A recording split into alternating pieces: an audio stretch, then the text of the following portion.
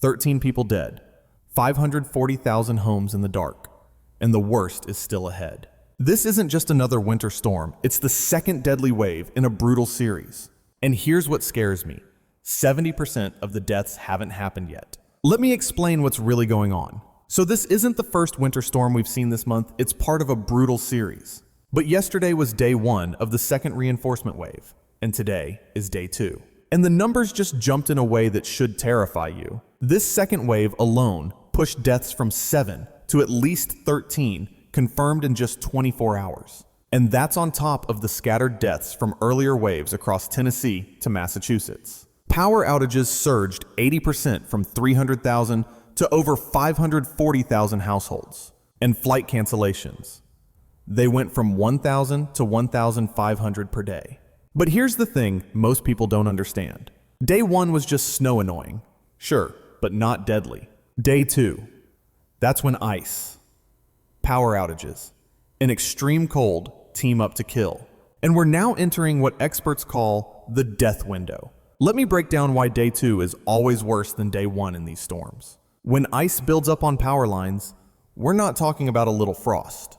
We're talking 2 to 5 centimeters thick, adding 500 kilos per cable span. Then you add 60 miles per hour winds twisting those lines, and boom, they snap. One pole goes down. It takes 3 to 5 others with it.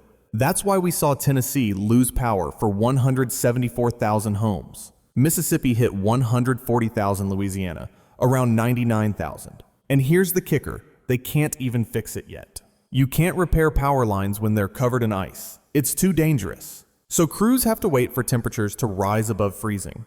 In mountain areas like Appalachia, that could be 3 to 7 days. Now, most people think deaths in winter storms come from being buried in snow. That's actually really rare. The real killers are things that happen after the snow stops falling. Number 1 killer, carbon monoxide poisoning. When people lose power, they panic and make deadly mistakes. They burn charcoal indoors, run generators in the garage, use gas ovens for heat.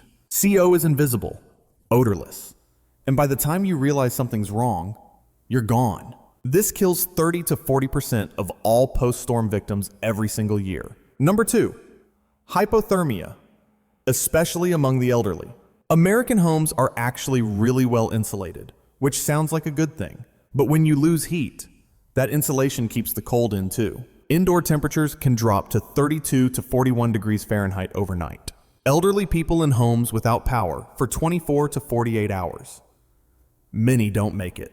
Number 3 is something you might not expect: heart attacks. Specifically, from shoveling snow on day 3 or day 4. Men over 50 are the highest risk group for this, and it's brutal. The sudden physical exertion plus freezing temps cause blood vessels to constrict. Every winter, over 100 Americans died just from shoveling snow. And finally, traffic accidents on black ice. Day 3 and 4 are when people think it's safe to drive again. But black ice is invisible. You can't see it until you're already sliding. So here's what keeps me up at night about this storm system. We're tracking data from past megastorms like Texas 2021 and Buffalo 2022. And the pattern is always the same. 70 to 85% of deaths happen after the snow stops. Right now, we're at 13 confirmed deaths just from the second reinforcement wave. But the earlier waves already caused scattered fatalities across multiple states. The death window, the most dangerous period, is 48 to 96 hours after each wave hits. That means we're looking at tonight through February 10th or 11th. Experts are predicting this could reach 30 to 50 deaths in the next 3 to 4 days. And there's a specific region that has me really worried. It's not New York, not Boston, not Chicago.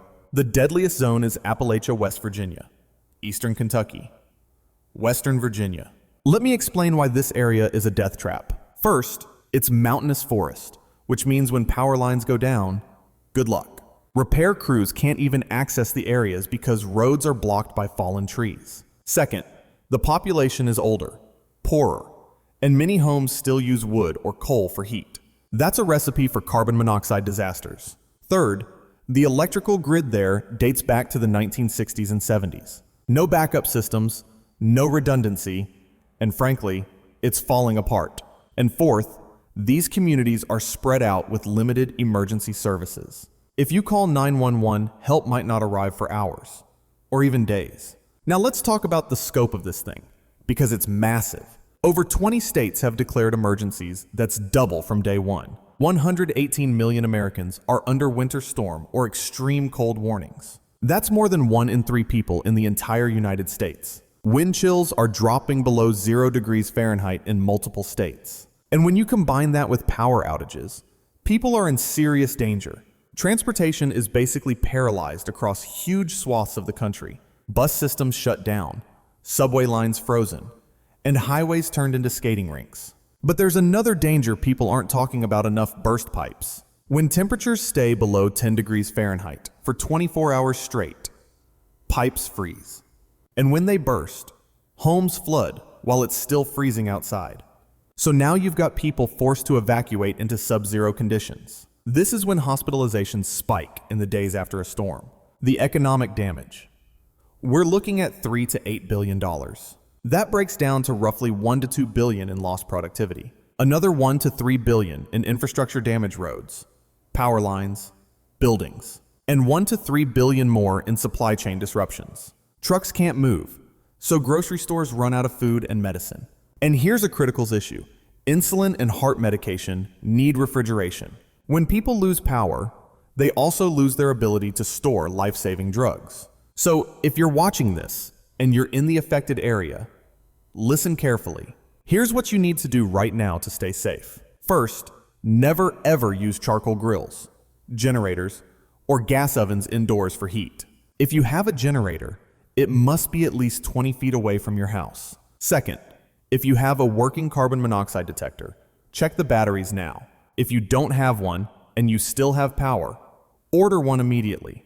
Third, if you lose power for more than 6 hours and it's below freezing, go somewhere else.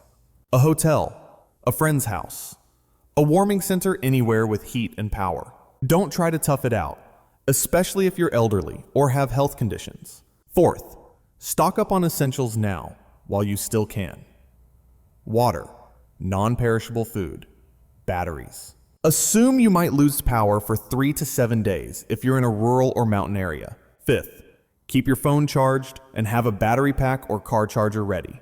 Communication is critical, and your phone might be your only way to call for help. Sixth, if you need to shovel snow, take it slow and take breaks every 10 minutes. Men over 50, seriously, consider asking someone younger to help you. It's not worth a heart attack, and that's not an exaggeration. Seventh, check on your elderly neighbors if you can do so safely. A quick knock on the door could literally save a life. And finally, if you absolutely must drive, assume every wet-looking road is black ice. Drive half your normal speed, and honestly, just stay home if possible. Now, here are the warning signs that deaths are about to spike. First, if you start seeing news reports about carbon monoxide alarm calls increasing, that's bad. Within 24 hours of that, we usually see a jump in fatalities. Second, if overnight temperatures are forecast to drop below 5 degrees Fahrenheit, hypothermia risk skyrockets. Third, any area where power has been out for more than 48 hours needs immediate help. And fourth, widespread reports of burst pipes mean people are being displaced into the cold. These are all indicators that the situation is deteriorating fast. Look, I know this video is heavy, but I need you to understand the reality here. This isn't like the movies where the storm is the scary part. The real danger begins after the snow stops, when people let their guard down. By the time you're watching this, the death toll has probably already climbed. And over the next 48 to 72 hours, it's going to get worse before it gets better. So please, take this seriously. Follow the safety guidelines I mentioned, and stay informed. If you found this breakdown helpful, share it with anyone in the affected areas. Knowledge can save lives, especially in situations like this. Stay safe out there, check on your neighbors, and let's get through this together. I'll be monitoring the situation and will update you if anything major changes. Take care of yourselves and each other.